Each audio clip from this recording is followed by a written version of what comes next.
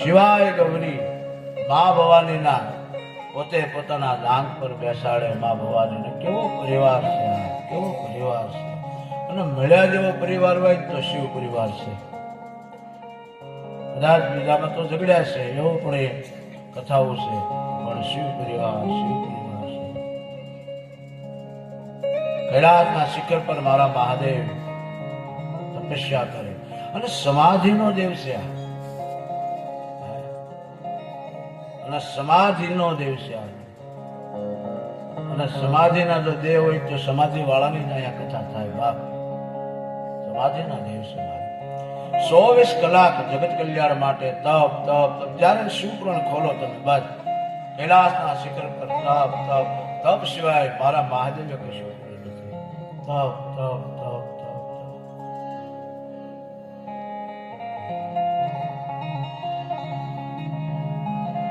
દેવતાઓને જયારે દુઃખ પડે ભગવાનનું ભજન કરે, આરાધન કરે અને ભગવાન પ્રસન્ન થાય, એને દુઃખમાંથી મુક્તિ આપે એ મહાદેવ.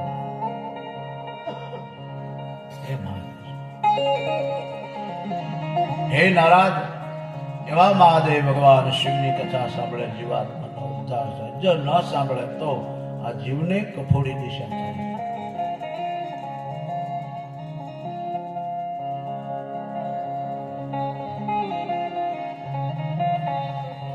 સો વર્ષની આયુષ મળે અને માનવ એના પોતાના શરીરનું આમ તેમ કરી નાખે તો એ જીવાત્માને દુઃખ બહુ ભોગવવું પડે છે.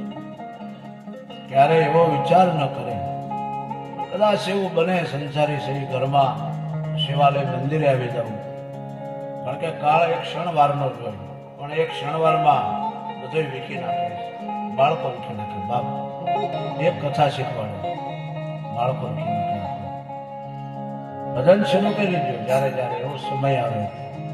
આવે નહીં ભગવાન ભૂતનાથની દિયેથી, પણ આપણે સંસારી છે.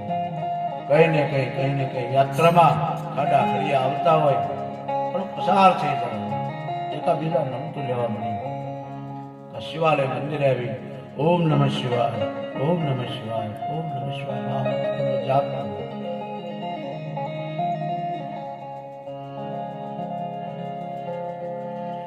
આ જીવને પીડા ભોગવવી પડે છે. એ આ મહાત્મય કથા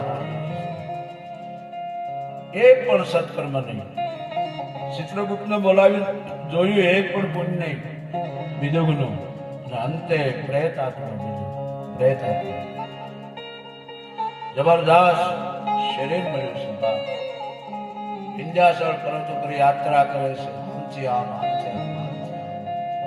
ભટક્યા કરે. અને માણસ ભજન તપ દાન તથા કીર્તન ન કરે તો એ જીવાત્માને ભટકવા સિવાય કાંઈ છે નહીં. સંગ એવો કરો મહાદેવના મંદિરનો, રામજી મંદિરનો, જ્યારે જ્યારે સમય મળે. નકર આ જીવને ભટકાવે. જબરદસ્ત શરીર મળ્યું છે. વિંધ્યાચલ પર્વત ઉપર આને મૂક્યો છે યમરાજાના દૂતોએ. પણ જેને તૃષ્ણા લાગે છે, જળ પીવા જાય, જળ સુકાય જાય, આકાશ માર્ગે દ્રષ્ટિ કરે. બાપ એ પક્ષીને બાળી વશમાં કરી દે. અને ભૂત પ્રેત આત્મા ખૂબ દુઃખ આપે. આપણે એમ થાય કે દુઃખ આપે, નહીં, દુઃખ નહીં.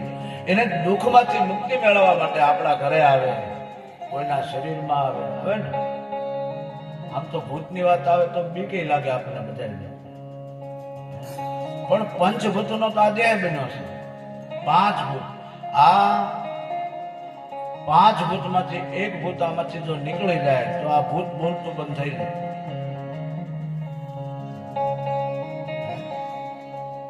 એમાંથી બહાર નીકળવાનું છે.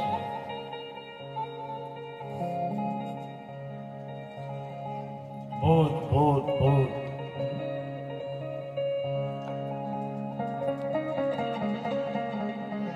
માણસ સંશયમાં પડી જાય બહુ. અરે કર્મની જયારે ઠપાટ લાગે ને ત્યારે ધીરે ધીરે ખરેખર કર્મની જ ઠપાટ હોય. પછી માણસ દાણા દોરવા જાય.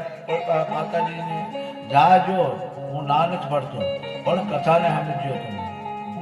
હે આપણે પંચભૂતના છે, એમાં ભૂત શું કરવાનું છે? અને બધી સમજાય ક્યારેક એવો પ્રસંગ. પણ એમાંથી સંતો કે બહાર નીકળ્યા, અને એમાંથી અમે બહાર નીકળ્યા હતા. મારે એક જગ્યાએ ઉતારો તો જાનકી સુને બહુ યાત્રા કથાની કરી, બહુ ગામડે શહેર સુરતની સોસાયટી સત્સંગ. પણ એક જગ્યાએ બની ગયું લ્યો, હું તમને કહું, તમે કોઈ ન કહેતા. અમને એક જગ્યાએ કથાની અંદર ઉતારો આપેલો મેળી ઉપર, સરસ મજાનો. અહીંયા તો બહુ ઉતારો સારો છે ભીખાભાઈ, બહુ આનંદ કરી છે. ડાયરો બહુ લે મેળીએ ઉતારો આપ્યો.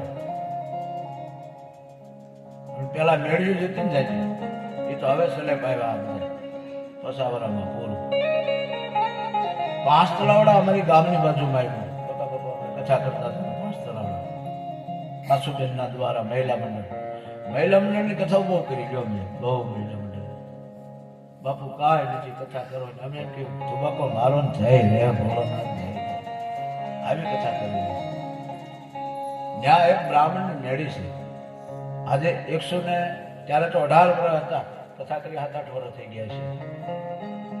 125-30 વર્ષની મેળી હજી ઊભી છે પેલાની. એને આપણે શું કહીએ, ઓલું કહીએ.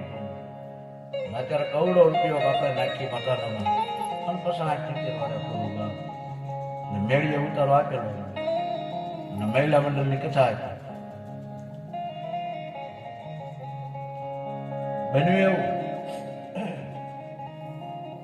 એટલે સંશયમાંથી આમાં બહાર નીકળવાની જરૂર છે. ભૂત તો ઠીક નથી, આ તો આ સમાજને કેવી તો એને ખ્યાલ આવે. એટલે સંશોધન કરવું, બિન ઉભે બધાને જોડવા ન મળવું. હા, વાણિયા વાળું થાય પછી મેળીએ ઉતારો આપેલો. પણ બન્યું એવું, મેળીએ કોઈ આવે નહીં ગામના, કોઈ ડોકાય નહીં. મહિલા મંડળે કથા કરી, એ બહેનો કોઈ આવે નહીં. હવે બોલા જાદુ દાદા કે હું અજાણ્યો, ગામ અજાણ્યું, મારું આખ્યાન અજાણ્યું. અમે તો અજાણે જ ને, અમને કોણ ઓળખે? હે, એ તો આમાં આવત ખબર પડે. કચોટી 1 દી 2 દી 3 દિવસ કોઈ આવે નહીં. મેં કીધું આ બધા, મેં કીધું આમ કેમ આ કોઈ આવતું નથી? પાણી પીવું નહીં, સા પાણી તમારે હે કઈ વેસાતા નથી લેવા? હા, ખુલ્લે આમ જીવન. એટલે 3જા દિવસે સવારમાં અમે ઉભા થયા, દાંતણ પાણી કરતા હતા.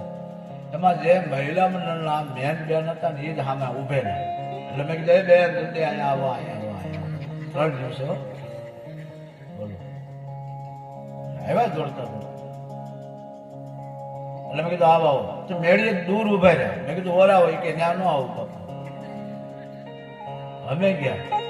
બોલો, ગામને તો ખબર હોય ને અહીંયા શું થાય, અમને તો ન ખબર હોય.